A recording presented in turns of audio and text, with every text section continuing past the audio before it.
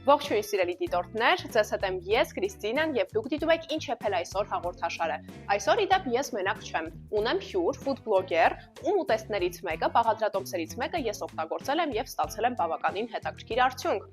Այսպիսով ողջունում եմ ֆուդ բլոգեր Աբրահամ Բաբիկյանին։ Ողջույն։ Ողջույն, Քրիստինա։ Իդեպ Աբրահամ, շատերը կարծում են, որ բլոգ վարելը հատկապես խոհարարական ոլորտում շատ հեշտ է։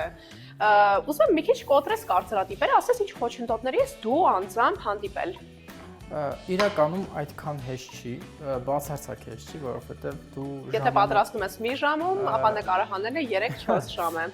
2 ժամ տևում է, 2-ից 3 ժամ պատրաստելը, նկարահանումը, ու չեմ խոսում արդեն մոնտաժի մասին։ Դու ես մոնտաժում։ Ես եմ մոնտաժում, ես եմ նկարում, ես եմ պատրաստում, ամեն ինչ ես եմ անում, եւ ամենաբարդը բաղադրատոմս գտնելն է հայկական, դվյալ սեզոնին համահունչ։ Աղ եւ սև պրպերն ենք ավելացնում, մի փոքր կարծում եմ կավելացնենք կարմիր պրպեր։ Մի փոքր փոխենք թեման, հետաքրքիր է ինչ կրթություն ես դու ստացել եւ արդյոք անցել ես խոհարարական կուրսեր։ Կրթություն ունեմ, մասնագիտությամբ տնտեսագետ եմ, ավարտել եմ բանկային գործ, բայց չեմ աշխատել այդ մասնագիտությամբ, նաև խոհարար եմ մասնագիտությամբ։ Այսինքն ստացել ես, հա՞։ Այո, իհարկե։ Սովորել եմ եւ մասնավոր եւ Երեմյան ակադեմիայում։ Իսկ ինչ ես կարծում, Հայաստանում, եթե բլոգինգը դնենք մի կողմ, հա, միայն խոհարարությամբ դու կարող ես այնքան գումար աշխատել, որ ընտանիք պահես։ Միայն խոհարարությամբ։ Իրականում խոհարի աշխատանքը շատ ծավալուն է եւ շատ տանջալի է, որովհետեւ շատ ահռելի աշխատանք են տանում խոհարարները։ Համաձայն եմ։ Նայեք, sense ասեմ, եղել է դեպք, երբ ես օրական աշխատել եմ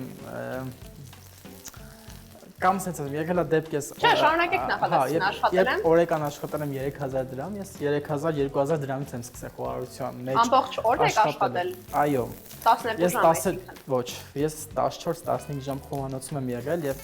սկզբնական շրջանում, այո, առել եմ 3000 դրամ։ Նու պահա գալիս, երբ դու հասկանում ես, որ ուզում ես ավելին, ու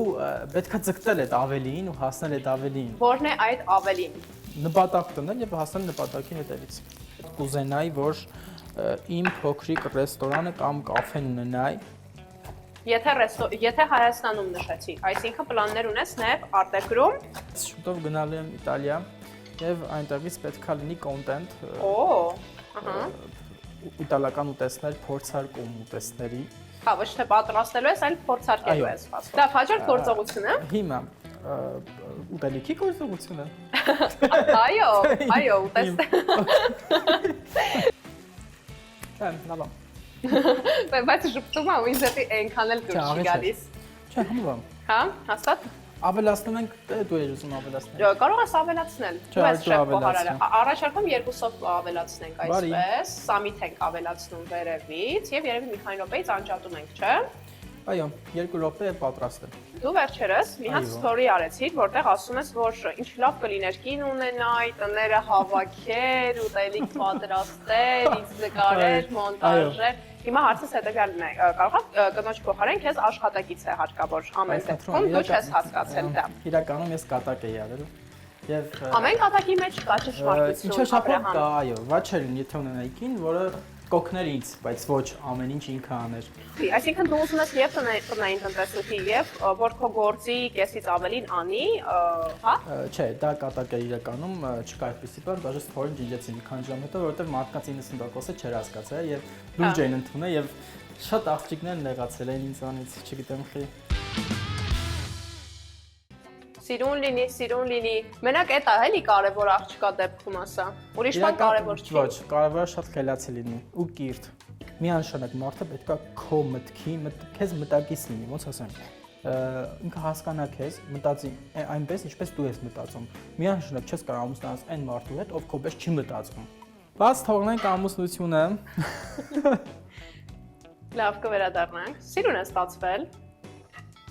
Այո։ Բայց մի բան ասեմ, որ մի քիչ խոսացներ ավելի սիրուն կլիներ։ Չէ, ես նախատեսված եմ հենց նրա համար, որպեսզի քեզ խոսացնեմ Աբրահամ ջան, որովհետև այստեղ կարևոր է ոչ միայն ուտելիքը, այլև քո մարդ տեսակը բացահայտելը, որը եւ մենք արեցինք։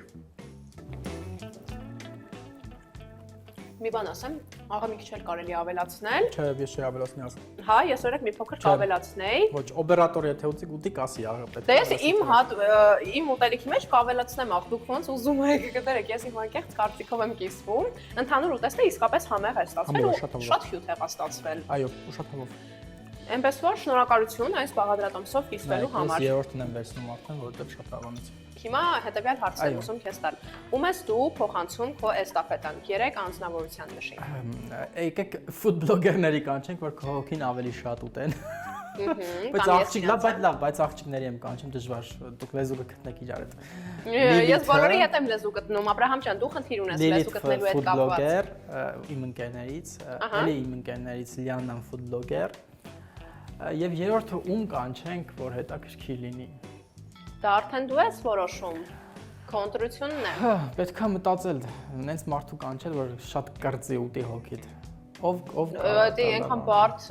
բան ես դու ուզում, չես պատկերացնի։ Մեկ էլ իմ ընկերներից շատ լավ, էլի, բայց չի ուտի հոգիդ էլի։ Մերին շատ լավն է, մեկ էլ Մերինն եմ կանչում։ Շատ լավ, ուրեմն հաջորդ հաղորդման շրջանակներում մենք հենց նրանց էլ կհրավիրենք։ Այո։ Ուզում եմ եւս մեկ անգամ շնորհակալություն հայտնել այս բաղադրատոմսի համար։ Կարծես ես ցուրտ մութ ձմռանը համտեսում ես ինչ-որ ամառային հյութեղ համեր ու գույներ, ամենակարևորը, որտեղ գույները նույնպես կարևոր են շատ խոհանոցում, այնպես որ շնորհակալություն հրավերը ընդունելու համար։ Քեզ եմ շնորհակալ հրավերի համար, մեկ էլ շատ բան կատակել ժողովուրդ։ Իհարկե։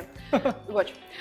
Դուք դիտեցիք ինչ եփել այսօր հաղորդաշարը, որն էլ հասանելի է հայկական երկրորդ հեռուստաընկերությամբ, YouTube-ով, Facebook-ով եւ Instagram-ով։ Առայժմ